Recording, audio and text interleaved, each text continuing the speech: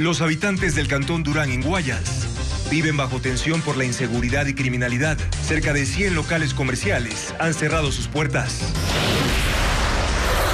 La fiscal Diana Salazar pide a la Corte Constitucional que destituya al presidente del Consejo de Participación, Allen Berbera, por incumplir una disposición constitucional.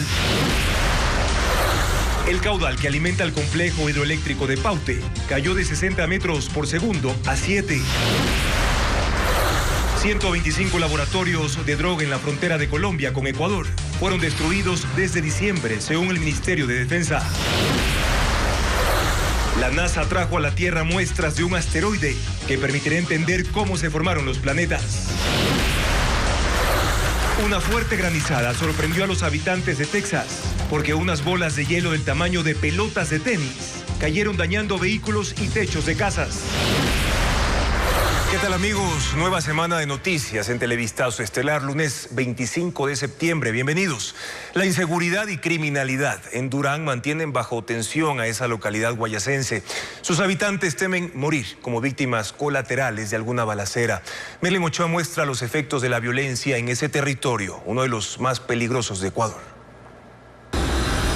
En Durán, Guayas, los ciudadanos caminan de forma acelerada, mirando a los lados. Algunos incluso huyen cuando ven equipos periodísticos. Tras cámaras dicen sentir miedo, terror. Al día, 1 o 2 asesinatos se registran en este cantón de 296,000 habitantes. Saber de que uno sale a la calle a trabajar, a hacer algo y no saber si realmente va a volver o no.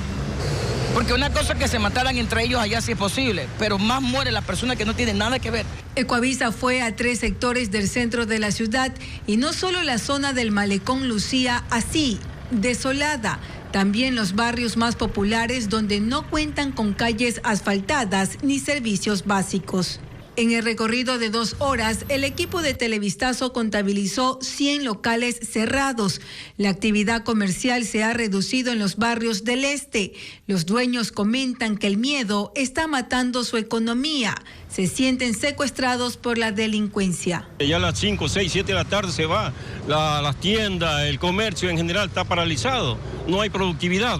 La mayoría están vacunados, mayoría están con la amenaza que se fueron entregando las locales. En medio de la declaración de emergencia, los vehículos blindados Cobra 2 y decenas de soldados vigilan el cantón en carros militares. Ecoavisa siguió la caravana. Fueron a 3 de los 40 asentamientos irregulares que tiene Durán, donde operan las mafias en el noreste y oeste. Ingresaron a las casas de caña, 6 estaban deshabilitadas, el piso era de tierra. Los uniformados indicaron que tratan de establecer si las estructuras son usadas para esconder a los secuestrados o si sirven como guarida de los minicárteles que operan en esta ciudad.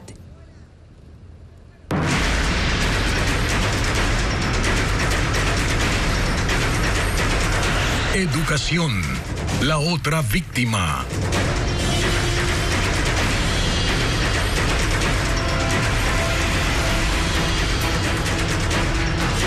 Y desde hoy, 12 planteles en Guayaquil y Durán pasaron a clases virtuales por la violencia criminal en esa zona.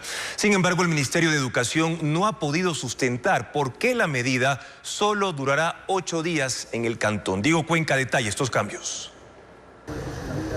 En Guayaquil desde ese lunes, 9,000 estudiantes de 6 unidades educativas fiscales regresaron a clases virtuales hasta el miércoles. Y 10,800 alumnos de otros 6 planteles de Durán también dejaron de ir a los salones para estudiar a distancia hasta el 2 de octubre. La subsecretaria de Educación dio una entrevista a Televistazo, pero no supo responder por qué suspendieron la presencialidad por corto tiempo o con base en qué análisis tomaron la decisión, ya que en una semana no van a frenar la violencia criminal, que es el motivo de esa medida.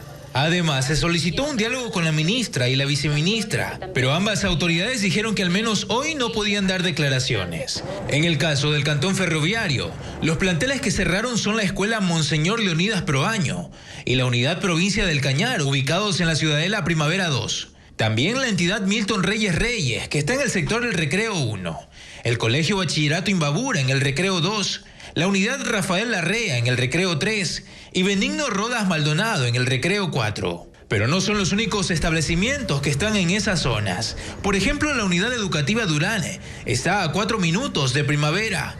Ahí las clases presenciales continúan con normalidad. Y pese a que amaneció con resguardo policial, los padres de familia, luego de dejar a sus hijos, permanecieron en los exteriores por al menos 1 hora, alertas a que no se presente ningún incidente. Solamente en 6 instituciones no están los peligros. El peligro está para todo Durán. Nos tocó venir aquí a nosotros a dejar nuestros hijos para ver cómo está la anomalía. La comandancia de la policía, que está a cargo de la seguridad de Guayaquil y Durán, tampoco accedió a una entrevista para aclarar cómo intervendrán en los predios de los planteles o ejecutarán los patrullajes. Mientras tanto, en el sector de Monte Sinaí, en el noroeste de Guayaquil, son 6 los centros educativos que hoy y mañana tendrán clases virtuales. 9,000 alumnos fueron incluidos en esa medida, como informa William Young. Monte Sinaí es considerado el sector más violento de Guayaquil. Tiene una extensión de casi 10,000 hectáreas, donde viven unas 500,000 personas en medio de carencias. Ingresar no es sencillo. Las bandas que controlan esta zona vigilan las calles con los denominados hombres radares, que son parte de los filtros de seguridad. 6 planteles están en el área más conflictiva de Monte Sinaí, dentro de unos 10 kilómetros. Incluso las unidades de policía comunitaria han sido atacadas con disparos y ahora están blindadas con muros de ladrillos y cemento. A pocos metros está la escuela fiscal Lucía Araujo y García, una de las intervenidas y que pasa a la virtualidad. La mañana de este lunes estuvo cerrada. Sin embargo, la medida será solo por 2 días, según la disposición del Ministerio de Educación, y eso es lo que le sorprende a los padres de familia que fuera de cámara dijeron que eso no cambiará nada, porque cuando los alumnos vuelvan a clases presenciales, el entorno violento seguirá intacto. En estos 6 centros educativos de Monte Sinaí hay 9,000 estudiantes que volverán a las aulas este miércoles. La Corte Constitucional analiza si destituye o no a Allen Vera y 3 consejeros de participación ciudadana, como pidió la fiscal general. Hoy, en audiencia, los magistrados constitucionales solicitaron a Vera que explique sus posturas contradictorias. Informa Jacqueline Rodas. Durante 4 horas, la Corte Constitucional escuchó los argumentos de los consejeros de participación, que podrían ser destituidos si se confirma que incumplieron el dictamen protegido del régimen transitorio, al revisar la designación de la fiscal general Diana Salazar y de la propia Corte. El presidente del organismo, Ali Lozada, interrogó a Ellen Berbera sobre su postura contradictoria de, en inicio, apoyar públicamente la veeduría para evaluar a los magistrados constitucionales y luego presentar una apelación tardía en contra de la decisión del juez de Montecristi que dispuso la veeduría. Intervenciones suyas de carácter público han ido en el sentido contrario. ¿Cuál es la postura institucional? Junto a mi padre, Guten Berbera, escribimos un libro que se llama Ruptura del orden constitucional o aseguramiento de su plena vigencia. Perdóname, señor presidente.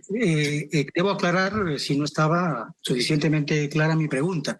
Le pregunto a usted como presidente, como el que toma las decisiones. Sí, gracias, presidente. En esta línea, jamás nuestra postura particular e individual, subjetiva, puede estar por encima de una decisión colectiva, porque en este caso sí estaríamos... Que sea un poco más claro en mi pregunta, puesto que es el demandado, deberá tener una postura. La postura institucional ha sido que no se dé paso a la veeduría. Pero en la audiencia se confirmó que la veeduría sigue. La fiscal exhortó a la Corte a destituir a Allen Berbera y a los consejeros Augusto Verduga, Joana Verde Soto y Yadira Saltos, quienes a su criterio revisaron su nombramiento y cometieron la infracción. Tiene el deber constitucional de destituir a todos quienes incumplieron el dictamen. Solo les pido que tomen la decisión enmarcada en derecho. Estoy seguro que de ser así, la única decisión posible será la de desvirtuar estos infundados cargos de incumplimiento del dictamen. La decisión está en manos de los 9 jueces constitucionales, que analizarán los argumentos de las partes. Luego entrarán en deliberación y el presidente Ali Lozada convocará a sesión del Pleno para votar. Y precisamente el mismo informe con 3 versiones complica a Allen Berbera y a los miembros de mayoría del Consejo de Participación Ciudadana. 2 ya constan en el expediente de la Corte Constitucional que analiza la actuación de los consejeros. Francisco Garcés detalla qué hay en esos documentos. La Corte Constitucional y la Fiscalía tienen en su poder 2 versiones del informe que la mayoría del Consejo de Participación aprobó, sugiriendo la existencia de tráfico de influencias y plagio en la tesis de grado de la fiscal Diana Salazar. En una sesión reservada del 12 de julio, el Pleno del Consejo, con los votos de Allen Berbera, Joana Verde Soto, Augusto Verduga y Yadira Saltos, aprobó el informe que previamente se les había remitido. Tenía 70 páginas y al final estaba firmado digitalmente por Javier Martínez como subcoordinador de investigación y María Ángel Muñoz como secretaria técnica de transparencia del Consejo. Pero no es el informe que llegó a la Corte Constitucional. Allá aparece otro con 72 páginas y está firmado también por Martínez y Muñoz, pero de forma manuscrita. Modifica el documento inicialmente conocido por los miembros del Consejo e incluye 3 párrafos que justifican que se investigó a la fiscal, pero por exigencia ciudadana. Después de que se conociera públicamente la existencia de los 2 informes, la Corte Constitucional solicitó que el Consejo remita el informe original, documento que llegó al organismo el 22 de septiembre. Por eso, la consejera Michelle Calvache presentó en la Fiscalía una denuncia por fraude procesal contra los 4 vocales de mayoría del Consejo de Participación, además de la secretaria de Transparencia, María Ángel Muñoz. La época de estiaje se adelantó en Ecuador. La sequía en la cuenca de ríos amazónicos se registra desde septiembre, un mes antes de lo que estaba previsto. Sin embargo, no se habla de apagones, como le informa Fabiola Santana. La época de estiaje se adelantó un mes y eso se nota en el caudal de los ríos que alimenta a las centrales hidroeléctricas de la cuenca amazónica. El caudal del río Paute, por ejemplo, es de 60 metros cúbicos por segundo, pero cayó hasta 7 metros cúbicos por segundo, según el ministro de Energía, Fernando Santos. Dijo que recibe semanalmente el reporte de los caudales. Hace 2 semanas, el principal de SELEC dijo que también notó esa disminución en los ríos que abastecen a la central Coca-Codo Sinclair. La producción de Coca-Cola Sinclair está ligada siempre también a la disponibilidad de caudales en el río Coca y esos caudales también están bajo los niveles medios históricos. Por ello anunció se prepara un decreto ejecutivo para viabilizar las acciones que permitan enfrentar el estiaje, que este año sería más complejo pues la demanda de electricidad creció en un promedio de 12%. Según información oficial, excepto enero y febrero de este año, la producción hidroeléctrica ha abastecido el 90% de la demanda de electricidad. Este mes esa producción bajó al 70%. El Operador Nacional de Electricidad, CENACE, recomendó tener disponibles 460 megavatios extra al inicio del estiaje. Por ahora no se habla de apagones. El gobierno prevé comprar gas para incrementar la capacidad de termoeléctricas e importar megavatios extra. Sobre los avances no se ha informado. Lluvia intensa en una localidad de los Estados Unidos sorprendió a sus habitantes. Andrea Valls ya está con nosotros para contarnos dónde sucedió. Andrea. Juan Carlos, una tormenta de granizo azotó el centro de Texas anoche, provocando daños materiales y cortes de energía aislados. Los residentes reportaron bolas de hielo del tamaño de pelotas de tenis que causaron daños. Iliana Suárez con las imágenes de los efectos causados. Decenas de carros quedaron con los vidrios destruidos por una tormenta de granizo. Grandes trozos de hielo cayeron en la ciudad de Round Rock, en el estado de Texas. Hay decenas de vehículos afectados, la mayoría son de una concesionaria. El mal tiempo azotó la región el domingo por la noche. Los residentes reportaron bolas de hielo que llegaron a ser tan grandes como una pelota de béisbol. No hay un número específico, pero reportan daños en techos de decenas de viviendas y de oficinas. Además, muchas partes del norte de Texas, incluidos los condados de Dallas y Tarrant, tuvieron tormentas eléctricas severas, según el Servicio Meteorológico Nacional. Afortunadamente, no hay informes de heridos. La frontera entre México y Guatemala está desbordada por miles de migrantes que esperan su permiso de tránsito para cruzar el territorio mexicano hasta Estados Unidos. Esto supera la capacidad de atención de las autoridades. Una multitud se aglomera en el límite entre Guatemala y México. Por favor, hacemos filas en orden. Son miles de migrantes que esperan tramitar el permiso de tránsito en la frontera para cruzar el territorio mexicano y llegar a Estados Unidos. Viajan desde diferentes países, la mayoría desde Venezuela, Ecuador y Haití.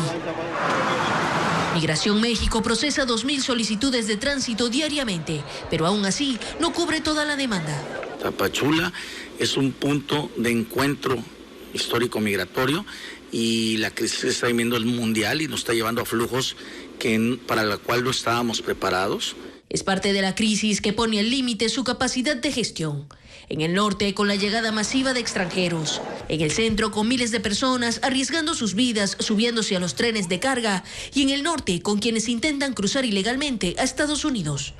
Es una ola indetenible con al menos 11.000 personas entregándose a las autoridades estadounidenses cada día, según la patrulla fronteriza.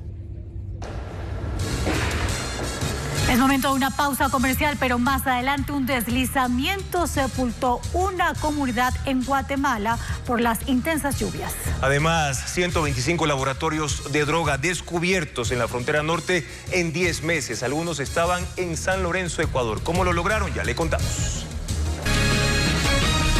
Las operaciones antidrogas entre Ecuador y Colombia han descubierto más de un centenar de laboratorios de procesamiento en la frontera norte en cuestión de 10 meses. Ambos países mantienen acciones de inteligencia en conjunto. Paul Romero con el informe. 125 laboratorios de procesamiento de drogas se han descubierto en territorio de Colombia, en la frontera con Ecuador, en 10 meses de intercambio de información entre las Fuerzas Armadas y Policía de los dos países. Se denominan operaciones de espejo y empezaron en diciembre de 2022. Radican fundamentalmente en el trabajo de inteligencia de los dos países.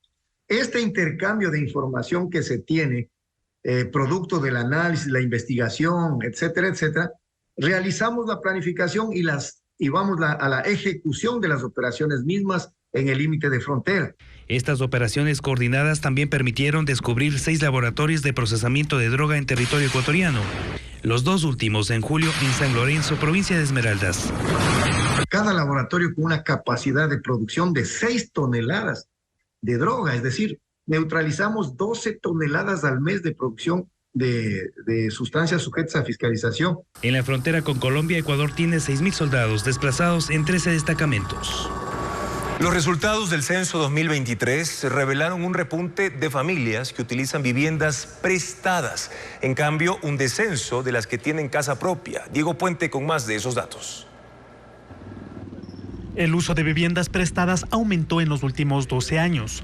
El Instituto de Estadística y Censos indica que este tipo de bien se cede, sobre todo a familiares sin la obligación de pagar un arriendo. El censo reveló que el 19% de los hogares ecuatorianos habita este tipo de vivienda. En el 2010 era el 14%. En cambio, las viviendas propias disminuyeron. Pasaron del 52,4% al 48,9% en 12 años. El censo además contabilizó que el 24,2% de los hogares paga arriendo. Según el tipo de vivienda que hay en el país, las estadísticas indican que existe 64,1% de casas, 21,1% de departamentos, 5,5% viviendas de caña, 5,3% mediaguas, 3% corresponde a cuartos en arriendo y 1% a chozas. Las mediaguas son entendidas como construcciones precarias de un solo piso, con techo de zinc y con máximo 2 cuartos. Una nueva pausa, pero al volver, ¿cómo se forman los planetas? La NASA espera descubrirlo estudiando restos de un asteroide.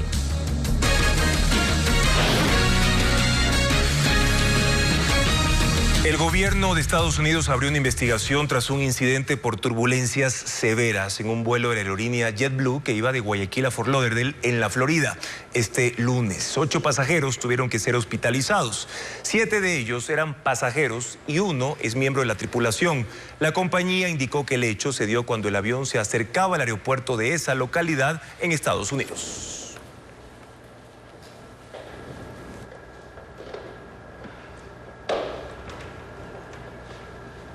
Ataque de Ucrania contra el puerto de Sebastopol en la península de Crimea deja 34 muertos, según informes de Kiev.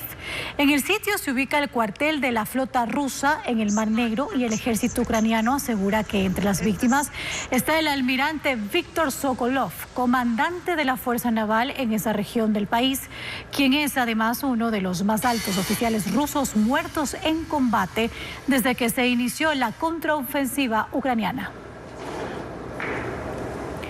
Intensas lluvias en Guatemala provocaron un deslizamiento que sepultó una comunidad cerca de la capital.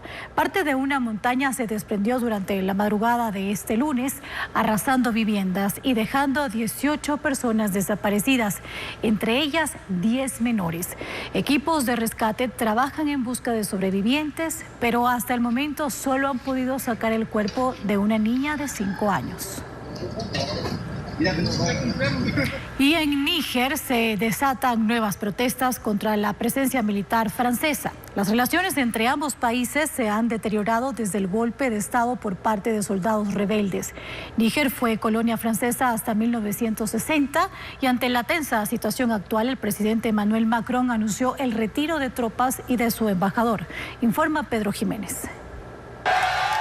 La revuelta contra el presidente Mohamed Bazoum comenzó el 29 de julio. Pronto el mandatario fue depuesto y se instaló una junta militar de gobierno. Las relaciones entre Níger y Europa se deterioraron, especialmente con Francia, que ha mantenido una presencia de 1.500 soldados en misiones antiterroristas. Pero han sido 2 meses de protestas auspiciadas por los golpistas para exigir el retiro de esas tropas. Y este fin de semana, el presidente Emmanuel Macron anunció que se van. Se organizará en las próximas semanas, pero este es el fin de la cooperación, porque no estamos allí para participar en la vida política de Níger, ni para ser de cierto modo rehenes de algunos golpistas. Ellos ya no quieren luchar contra el terrorismo, dijo Macron. Es también el final de la misión diplomática actual. Macron habló además del retiro del embajador francés y otros funcionarios retenidos por los rebeldes en el edificio de la embajada. Países africanos, antiguas colonias europeas, han experimentado 7 golpes de Estado en 3 años, alejándose de sus relaciones con Occidente y acercándose más a Rusia, que en julio desarrolló la cumbre Rusia-África con ofrecimientos de envíos gratuitos de alimentos y acuerdos militares con 40 naciones de ese continente. La NASA trajo a la Tierra muestras de un asteroide de 500 metros de diámetro. La misión tomó 7 años y permitiría entender cómo se forman los planetas. La cápsula de la misión espacial OSIRIS-REx de la NASA ingresó a la atmósfera terrestre este domingo y usando 2 paracaídas redujo su velocidad hasta caer en el desierto de Utah, en Estados Unidos. Los equipos de recuperación acudieron al sitio y confirmaron que el artefacto estaba en buen estado y será llevado a un laboratorio en Houston para estudiar su contenido. 250 gramos de material extraído del asteroide Bennu, una roca espacial de 500 metros de diámetro. En 2016, la NASA emprendió una misión para visitar este asteroide, recoger muestras y devolverlas a la Tierra. OSIRIS-REx tardó 2 años en llegar a Bennu, 2 más estudiando su terreno, y en 2020 sucedió algo inesperado. La nave aterrizó sobre él con tal fuerza que sacudió piedras y arena que estaban sueltas en la superficie. Tras recoger estos materiales rocosos, dejó Bennu en 2021 y desde entonces ha estado en camino de regreso. El profesor Dante Laureta, investigador principal de la misión, cree que se trata de un material más antiguo que nuestro sistema solar y esperan estudiarlo para obtener datos sobre la formación de la Tierra y cómo terminó siendo un lugar habitable para el ser humano. Uno de los científicos que ha sido parte de esta misión es Brian May, el afamado guitarrista de la banda británica Queen.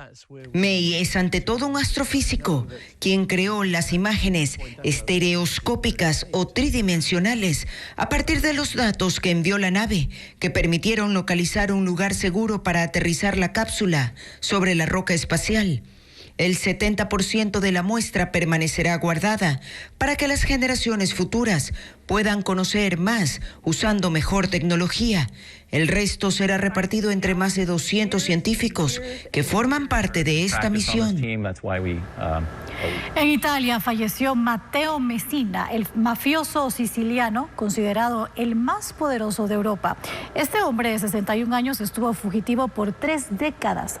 Padecía un cáncer de colon y fue arrestado en enero en una clínica de Palermo, donde era atendido con una identidad falsa. Fue condenado por su implicación en el asesinato del juez antimafia Giovanni Falcone en 1992 y atentados mortales en Roma, Florencia y Milán en 1993. Pesaban sobre él 6 cadenas perpetuas, pero logró fugar. Quito, Ambato y Riobamba fueron 3 de las poblaciones que más crecieron con relación al censo del año 2010. Las 3 están en la lista de las más habitadas del Ecuador. Veamos. 6 ciudades de la costa y 5 de la sierra ocupan el listado de las 10 más habitadas según los datos del último censo de población y vivienda. La lista la lidera Guayaquil con 2.7 millones de habitantes, siguen Quito con 2.6, Cuenca con 596.000, Santo Domingo con 441.000, Ambato con 370.000, Puerto Viejo con 322.000, Machala con 306.000, Durán con 303.000, Manta con 271.000 y Riobamba con 260.000. Entre las 10 suman 8.2 millones de habitantes, el 48.5% de toda la población ecuatoriana. La capital es la urbe que más creció en 12 años. Pasó de 1.6 a 2.6 millones y quedó a menos de 100.000 habitantes para superar a la población de Guayaquil. Ambato ascendió del 10º puesto en 2010 al 5º lugar. Pasaron de 165.000 a 370.000 habitantes y desplazó a otras urbes como Machala, Durán o Manta. Riobamba ingresó por primera vez al listado de las 10 ciudades más pobladas. Casi duplica su población al pasar de 146 a 260.000 habitantes. La población es uno de los 7 factores que se toman en cuenta para la transferencia de recursos del presupuesto general del Estado, al igual que para la elección de asambleístas. Esta semana, ¿ha sido exitosa la guerra del Estado contra las drogas en Ecuador?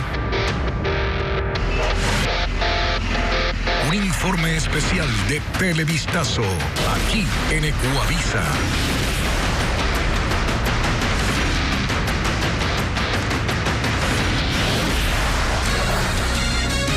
Sigan nuestra sintonía porque al volver, usuarios terminan sus contratos de internet y celular por mal servicio o cobros indebidos. ¿Ante quién denunciarlo? Entérense luego de la pausa.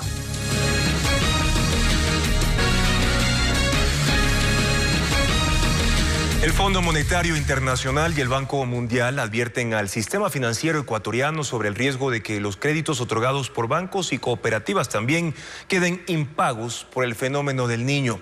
La mayoría de los beneficiarios vive en zonas vulnerables a inundaciones y deslaves. Luisa María Heredia con más detalles de este análisis.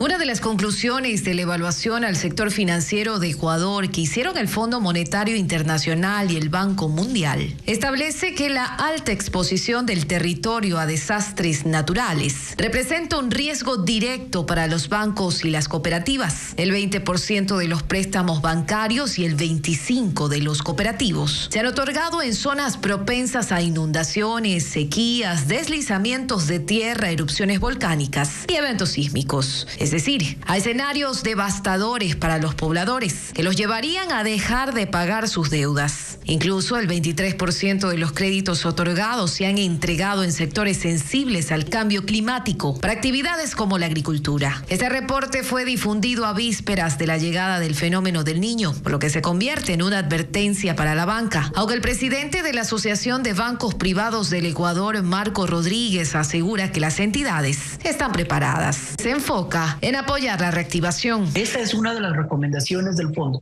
una revisión técnica de los techos de tasa de interés. La banca pública tomará medidas para dar alivio financiero, de acuerdo a lo ofrecido por el gobierno. Otra de las medidas para hacerle frente al Niño son créditos de los multilaterales, como el Banco Mundial. Precisamente en junio aprobó ya $150 millones. 4 métodos de pago tendrá el Metro de Quito. Opciones digitales fueron ya implementadas para evitar el cobro en las boleterías y facilitar el acceso a ese medio de transporte. Carla Delgado amplía el tema. El Metro de Quito, que empezará a funcionar desde el 1 de diciembre, contará con 4 formas de pago, las que estarán ancladas a la cuenta Ciudad, que funciona con un chip. Para ello, los usuarios deben registrarse en Quito se mueve, en www.metrodequito.gov.es. Allí deben colocar el nombre completo, cédula y código dactilar que se encuentra en el reverso de la cédula. Registrar además el número celular, la contraseña y llegará un código para validar la cuenta al correo electrónico. Al recargar la cuenta, los usuarios podrán elegir el método de pago que más les convenga. El primero será con un código físico, que fue modificado para que no ocurra aglomeraciones y reclamos. El código QR físico que funcionó mal el pasado mes de mayo, bueno, ahora está ajustado.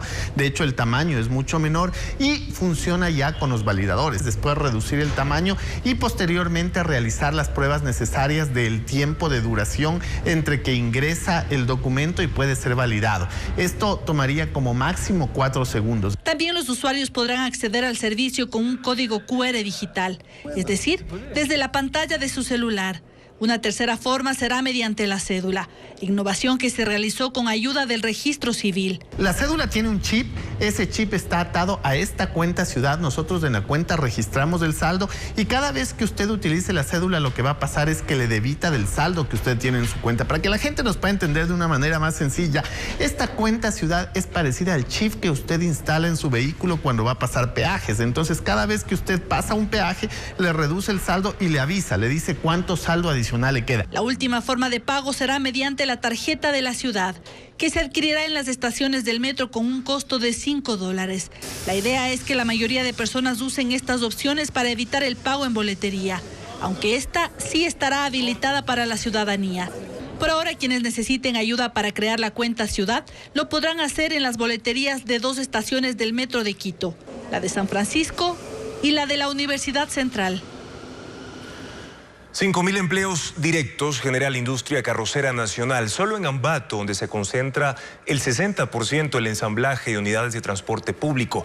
Los empresarios compiten con la importación de buses chinos y brasileños en forma inequitativa. Además, se enfrentan la migración de su mano de obra hacia otros países. Hernán Higuera informa. Si se tratara de ponerle el sonido del trabajo a la capital de Tungurahua, Ambato, en realidad tendría muchos. Pero este es uno de los más importantes. Es la industria carrocera nacional, concentrada en esta ciudad.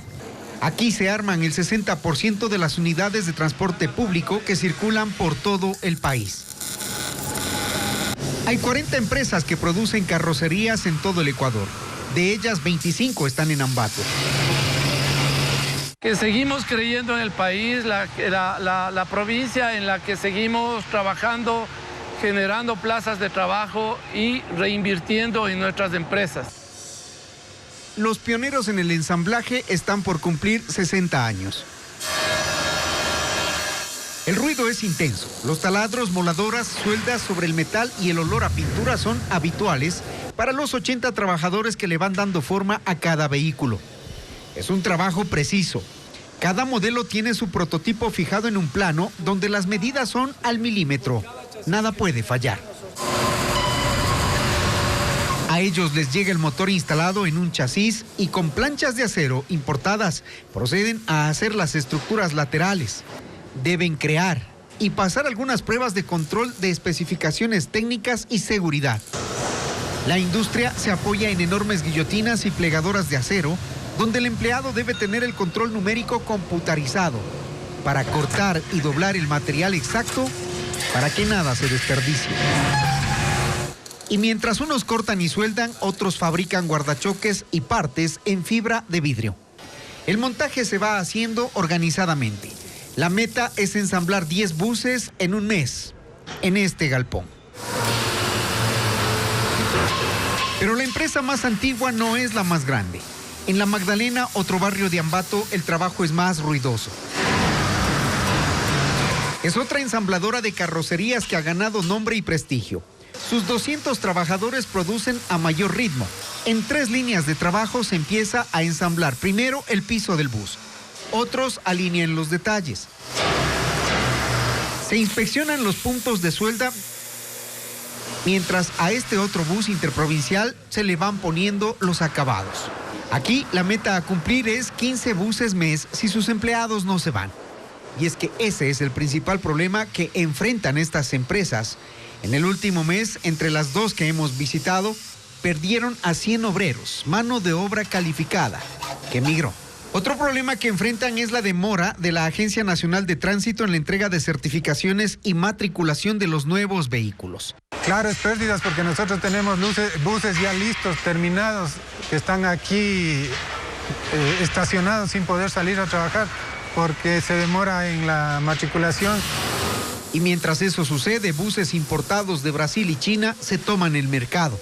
Nosotros no nos oponemos a que entre producto importado, pero que entre con las mismas condiciones, con las mismas exigencias, con las mismas trabas que nos ponen a nosotros. Cada año las inversiones empresariales en la fabricación de carrocerías para unidades de transporte están por sobre los $20 millones anuales. Al final, el producto terminado se somete a las pruebas de seguridad, humedad y funcionamiento electrónico para entregar un producto de alta calidad y mejorado pensando en la seguridad del usuario. Los clientes de la industria carrocera de Ambato son las cooperativas de transporte en todo el Ecuador, las que prefieren el producto nacional.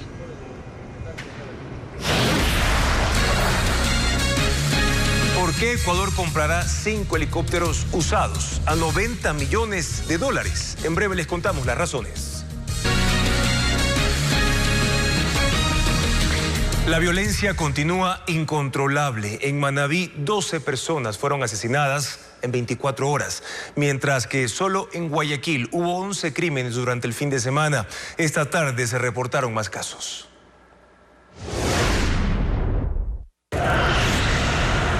Doce asesinatos se reportaron en las últimas 24 horas en Manabí. El caso más reciente es el del abogado Gabriel Farfán en Puerto Viejo. Cuando salió esta tarde de su oficina, subió a su carro y al arrancar, 2 personas se acercaron y le dispararon en al menos 10 ocasiones. Los tiros fueron direccionados a la cabeza y el pecho, acabando de inmediato con su vida. En Puerto López, en cambio, 3 hombres fueron asesinados en la playa, mientras en Tarqui, Montecristi, Chone y Rocafuerte hubo más crímenes. Además de 2 hermanos acribillados en el sector de Nueva Esperanza, en Manta. En Guayaquil, el último caso ocurrió a la 1:30 de la tarde de este lunes, en el fortín noroeste del puerto principal, cuando un hombre que circulaba en una moto, en camino a visitar a un familiar, fue interceptado por 2 personas en tricimoto, quienes le dispararon. Tras el hecho, la policía detuvo a 2 sospechosos y decomisó un arma. Por la mañana en Mapasingue Este, con una ráfaga de disparos, 3 hombres asesinaron al conductor de un vehículo negro y luego huyeron del sitio. A esto se suma el doble crimen ocurrido la tarde de este domingo en las Malvinas en el sur. Tan solo el fin de semana hubo 11 muertes violentas en la ciudad. En el Cantón Ventanas este lunes, los habitantes de la Ciudadela 20 de noviembre hallaron la cabeza de un joven de 23 años con discapacidad que fue secuestrado la noche del domingo. 5 muertos y 2 heridos deja la masacre más reciente registrada en el Cantón Durán. 3 de las víctimas eran miembros de una misma familia. El lugar donde ocurrió el múltiple crimen está abandonado. Este es uno de los callejones de la Ciudadela Primavera 2 del Cantón Durán en Guayas y son pocas las personas que se atreven a salir de sus casas. La noche de este domingo ocurrió un ataque al pie de esta vivienda, la cual está con candado. Tras la ráfaga de tiros quedó la dramática escena. 7 ciudadanos tendidos, 5 de ellos murieron. Entre los fallecidos están 2 hermanos de 29 y 33 años, mientras que su madre, de 66, permanece hospitalizada. Una vecina conocía a la familia y está consternada. Dice que mientras los adultos eran asesinados afuera, dentro de la casa los niños gritaban desconsoladamente. El profesor y la señora que murió. De la señora quedan todos hijos chiquitos. El docente trabajaba en un colegio y por las tardes practicaba deportes con un grupo de alumnos. Ninguno de los atacados tiene antecedentes penales. Tras cámaras, la policía indicó que todos son víctimas colaterales, pues los delincuentes estaban buscando a un integrante de una banda que logró huir en el momento de la balacera. El impacto económico que deja estos ataques son inmediatos. La mayoría de locales en esa cuadra estuvieron cerrados durante la mañana. El temor hace que los dueños no quieran abrir. Las pérdidas económicas debido al cierre de locales comerciales en el país son de $3 millones por día, según estimaciones de gremios productivos. William Young informa que la mayoría de estos casos se dan por las amenazas y extorsiones. Negocios cerrados, locales abandonados, son resultado de las denuncias de extorsiones a escala nacional, que están cerca a las 5.000 en lo que va del año, según los datos de la policía. Guayas, Pichincha y El Oro concentran el 40% de los casos, y eso está dejando millonarias pérdidas en la economía, según las estimaciones del Comité Empresarial Ecuatoriano. Nosotros podemos decir que a nivel nacional se pierden $3 millones por los locales cerrados cada día. Y es que cada vez vemos más locales que cierran más temprano, cada vez vemos más locales que abren solamente determinados días.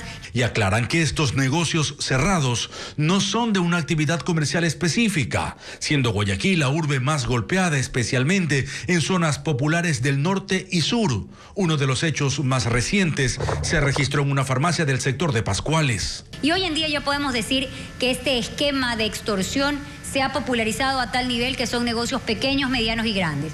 Pero el cierre del negocio lo vemos principalmente en los pequeños y medianos negocios. Desde los gremios productivos advierten que existe otra realidad que aún no se puede cuantificar: las pérdidas en los locales que ahora redujeron sus horas de atención o los que dejaron sus tiendas físicas para dedicarse a las ventas en Internet. El ejército comprará 5 helicópteros Super Puma fabricados por la empresa francesa Airbus. Son aeronaves usadas y el valor total es de $90 millones, como informa Paul Romero. Los 5 helicópteros Super Puma forman parte del plan de adquisiciones para fortalecer la capacidad operativa de las Fuerzas Armadas. Las aeronaves son usadas de la empresa francesa Airbus, que según el Ministerio de Defensa, están en perfectas condiciones mecánicas para volar sin limitaciones en cualquier parte de nuestra geografía. Las imágenes de las aeronaves fueron difundidas la semana pasada por el ministro Luis Lara durante la presentación del Plan de Inversiones para la Seguridad Nacional. Cada helicóptero cuesta $18 millones. El monto total de la inversión es de $90 millones para reforzar la flota de helicópteros Super Puma con la que opera la aviación del ejército. Son helicópteros medianos, bimotor, con capacidad para transportar hasta 19 personas. Llegarán equipados con grúas y otros componentes para operaciones de rescate. Cada helicóptero de 18 metros de longitud tiene capacidad para instalar 6 camillas para misiones de evacuación médica. Uno de los objetivos de esta millonaria adquisición, según el mando militar, es contar con los medios logísticos indispensables para atender casos de emergencia durante el fenómeno del Niño, que empezará el próximo mes. Además, para el transporte de tropas a la frontera norte para operaciones contra el narcotráfico y minería ilegal. Esta semana, ¿ha sido exitosa la guerra del Estado contra las drogas en Ecuador? Un informe especial de Televistazo, aquí en Ecuavisa.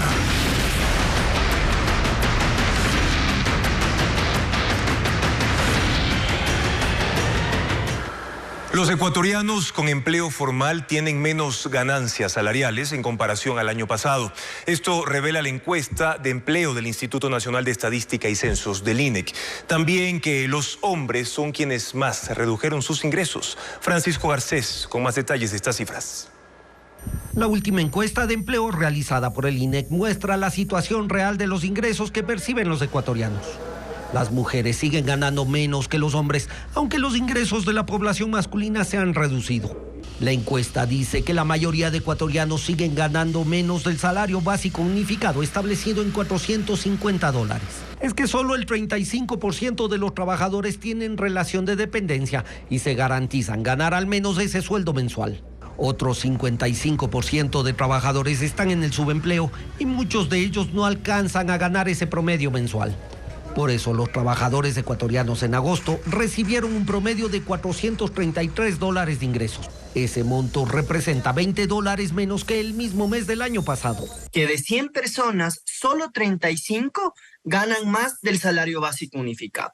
Eso quiere decir que hay 65 personas, ¿no es cierto?, que están ganando por debajo del salario básico unificado. Entonces, los empleados hombres recibieron $458 en agosto, mientras que en el mismo mes del año pasado sus ingresos eran de $494, es decir, $36 menos. En el caso de las mujeres, en agosto del año pasado recibieron $388 de ingreso promedio, mientras que en agosto de este año fueron $393. Si bien para las trabajadoras hubo un aumento de ingresos de $5, las mujeres en el Ecuador siguen ganando menos que los hombres. La cifra de ingresos reales de los trabajadores está directamente relacionada a las horas efectivas de trabajo. A agosto del año pasado, los empleados hombres trabajaban 37 horas a la semana en promedio, mientras en agosto de este año fueron 36 horas. En cambio, las mujeres subieron de 29 a 30 horas de trabajo. Si bien la última encuesta del mercado laboral en el país determina que el 35% de la población en edad de trabajar tiene un empleo adecuado, aún no se llega a los niveles prepandemia, cuando era del 38%. La Asociación de Empresas de Telecomunicaciones advierte los casos en los que las telefónicas sí pueden cobrar rubros no considerados cuando se termina de forma anticipada los contratos por servicio de telefonía móvil. Adriana Bermeo con más de este tema. Los consumidores tienen derecho a finalizar de forma anticipada un contrato con operadoras telefónicas sin pagar ningún tipo de penalización o multa. Sin embargo, la Agencia de Regulación y Control de las Telecomunicaciones receptó 2.882 quejas de enero a agosto del 2023 por este motivo y también por deficiencia en el servicio. La Asociación de Empresas de Telecomunicaciones asegura que las telefónicas cumplen las disposiciones legales y que se cobran rubros no previstos cuando el cliente acepta en su contrato la figura de permanencia mínima, que implica que a cambio de servicios adicionales, tarifas más bajas o instalación de equipos, el cliente debe mantener su contrato por un tiempo determinado.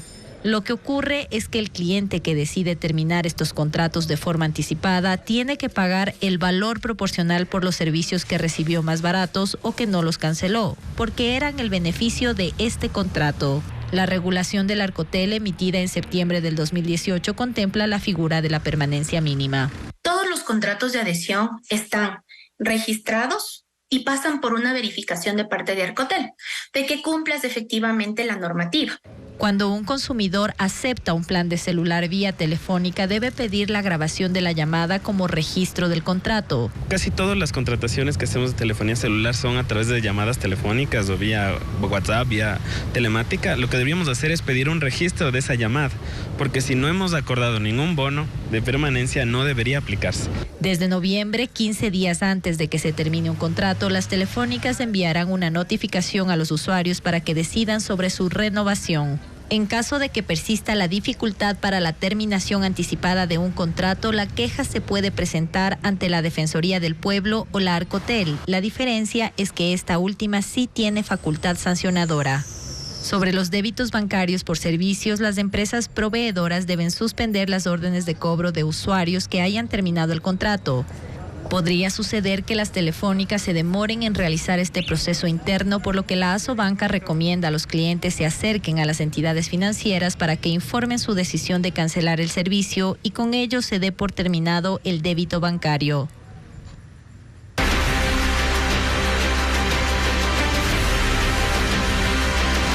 Elecciones 2023. Camino a Carondelet.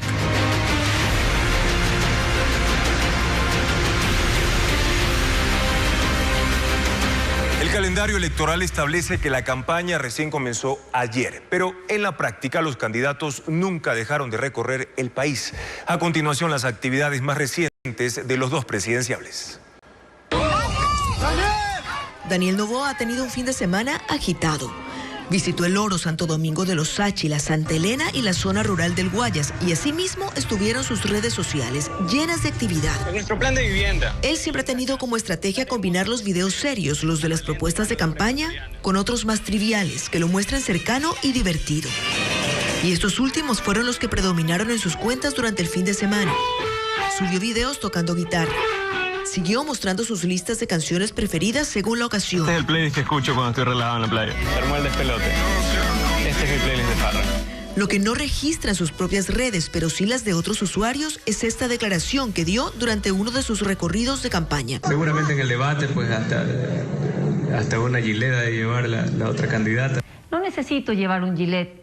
Luisa González respondió a Noboa en X, la red conocida antes como Twitter, porque también ella estuvo activa durante este fin de semana. Y también inauguró este inicio de campaña con videos que la muestran con una imagen divertida y cercana. Por ejemplo, en una de sus publicaciones en TikTok le cuenta a sus seguidores cosas que no sabían de ella. Tengo 2 hijos humanos que logré sacar de mi cuarto y de mi cama, y llegaron 2 hijos perrunos que se adueñaron de todo.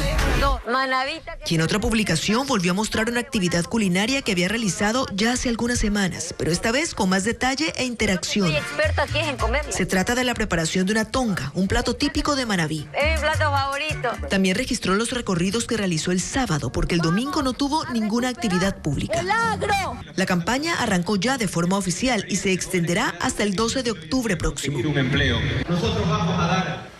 En el último día de la Feria Internacional del Libro que se llevó a cabo en Guayaquil, los menores de edad se destacaron por sus cómics, dibujos y agilidad en el ajedrez. Fueron premiados. El jurado evaluó su creatividad, diseño e historia en cada trabajo. Fue un arduo trabajo para el jurado de la Maratón del Cómic en la Feria del Libro de este año, pues los 7 colegios participantes presentaron historietas con un buen trazado, color y contenido. El objetivo era crear una historia original de Superman recorriendo la feria. Esto para conmemorar los 85 años de la publicación del primer cómic de este superhéroe. Un reto para los chicos, ya que debían explotar su creatividad en poco tiempo. Esta vez supe distribuir bien el tiempo, no desperdicié ni un minuto ni un segundo. Entonces, de cierta manera pude terminar a tiempo el cómic. Jeremías Tenorio del Colegio Bellas Artes fue el ganador. Su cómic contaba la historia de cómo Superman salía de su realidad y llegaba a Guayaquil. Junto con unos estudiantes, recorrían la Feria del Libro y se percata que no es nada más que un personaje de ficción. Los chicos lo animan, incluso se da tiempo para ayudar a un niño y luego logran que el superhéroe vuelva a su realidad. Participen en estos concursos que ayuda a que los jóvenes que tienen talentos ocultos se desenvuelvan mejor, tengan una nueva experiencia y demuestren lo que saben hacer. El duelo del dibujante también se llevó a cabo. 2 estudiantes de 5 colegios mostraron sus mejores trazos. La temática fue el libro Las Crónicas de Narnia. Los participantes debían sacar una frase aleatoria de esta obra e interpretarla a través de un dibujo. 4 chicos pasaron a la final. Ahí salió victoriosa Isabela Díaz, del Colegio Ecomundo. Me parece una idea muy innovadora, ya que es un duelo, no es como un concurso tradicional de pintura. Y otro atractivo de este evento fue el torneo de ajedrez. Más de 200 alumnos de 13 colegios participaron en las categorías sub-6, sub-8, sub-10 y sub-12. Y también por equipos. Fueron 3 días intensos de una partida tras otra, lo que atrajo gran concurrencia. Los ganadores de cada categoría tuvieron que disputar 10 partidos de 10 minutos y obtener el mejor puntaje. Concentrarme y sentirme divertido, jugar divertido. Así terminó la 9ª edición de la Feria del Libro, una convención que cada vez apunta más a los pequeños, buscando incentivar la creatividad y la lectura. Con largas filas y aglomeraciones, comenzó la venta del iPhone 15 a escala mundial. En Ecuador, la Arcotel ha recibido ya 16 solicitudes de empresas para comercializar el nuevo celular de la gigante de tecnología Apple. Así empezó la venta del iPhone 15 en Dubái, Emiratos Árabes Unidos. Las largas filas y aglomeraciones provocaron empujones en los exteriores de una tienda de Apple ubicada en un centro comercial. En la Quinta Avenida de Nueva York, Estados Unidos, también hubo largas filas en las afueras de un local de Apple. Este fin de semana empezó la comercialización del nuevo iPhone. En Ecuador todavía ninguna empresa ha recibido la autorización de la Agencia de Regulación y Control de las Telecomunicaciones, Arcotel. La entidad tiene 16 solicitudes. Tardará aproximadamente 2 semanas en atenderlas. Para comprar celulares en el exterior y habilitarlos en Ecuador hay que tomar en cuenta lo siguiente. Se debe adquirir teléfonos desbloqueados. En el caso del iPhone 15 no viene con una ranura de tarjeta SIM. Tiene un sistema digital incorporado denominado eSIM, por lo que es necesario habilitarlo acercándose a cualquier operadora telefónica. Desde el año pasado ya tienen este producto de la eSIM card, entonces simplemente lo que va a hacer el cliente es acercarse al operador, decir que tiene un teléfono con eSIM card y desde ahí le van a dar una tarjetita que viene con un código QR y él mismo se va a poder activar. La eSIM permite tener hasta 8 líneas que resulta útil para quienes manejan diversos números, pero impide cambiar el número a otro dispositivo de manera provisional. Hay muchas personas en Ecuador que la inseguridad que hay en el país, pues acostumbran a salir a veces con un teléfono más baratito en las noches o en algún evento. Entonces lo que hacían es sacar la SIM card del uno y le ponían en el otro y obviamente salían con comunicación. Esa complejidad sí se podría dar. En Estados Unidos los precios de los iPhone 15, desde el normal hasta el Pro Max, varían entre $800 a $1,200. Una de las óperas más importantes de Mozart se presentó por primera vez en el Teatro Centro Cívico de Guayaquil, musicalizada por la Orquesta Sinfónica de la ciudad. Mientras, en Quito se estrenará la comedia Antonia y Berenice han muerto. Estefanía Arias con la agenda cultural.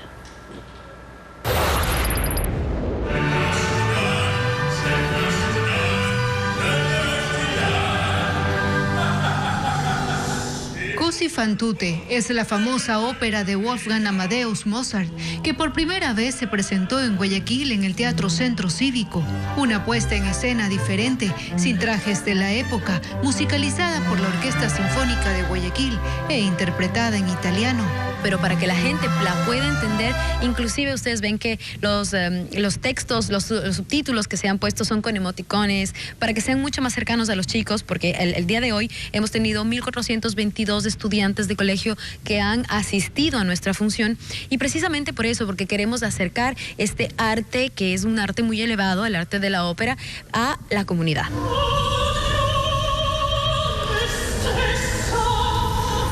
Entre las voces estuvieron la soprano cuencana Vanessa Regalado, la norteamericana Kate Norwegian y la letona Olga Breshka.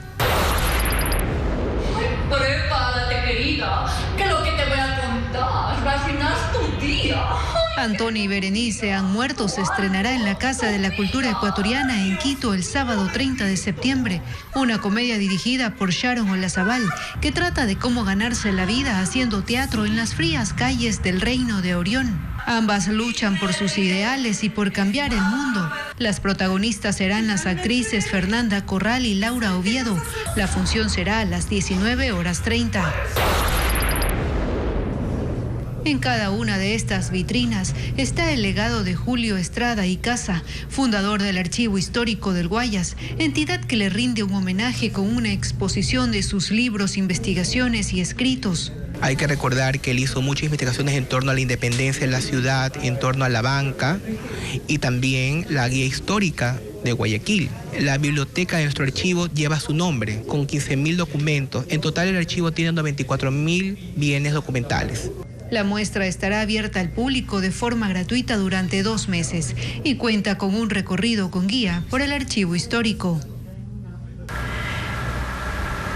19 artistas ecuatorianas exponen sus obras en la Universidad de Alcalá, en España. Son más de 200 obras. La temática es el arte femenino de Iberoamérica.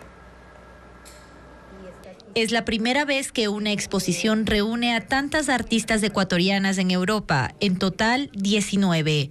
Presentan 34 obras en la Bienal de Arte Contemporáneo La Iberoamericana de Alcalá, Mujer y Artes Visuales del siglo XXI. La muestra fue inaugurada el viernes 22 en la Universidad Española Alcalá de Henares. Constan obras de Paula Barragán, Fanny Eugenia Moscoso, Paulina Guarderas e Isabel Espinosa. Esta última presentó 2 obras, Metáfora de los escudos y Metáfora de los panes. Mostrar esa biodiversidad que tenemos en el Ecuador y obviamente esa riqueza también desde el arte, ¿no? Un arte con un lenguaje universal, con un lenguaje que toca, que llega. La curaduría estuvo a cargo del español Víctor del Campo, que viajó a Ecuador para escoger las obras. Un esfuerzo muy grande y valió la pena. Hemos trabajado durísimo todos los días, todas las artistas. Ha sido una experiencia de mucho aprendizaje. Hemos visitado muchos sitios. Muy lindo. La exposición está conformada por más de 200 obras de 37 artistas internacionales. Fue organizada en el marco de la conmemoración del aniversario 25 de la declaratoria de la ciudad de Alcalá como Patrimonio de la Humanidad.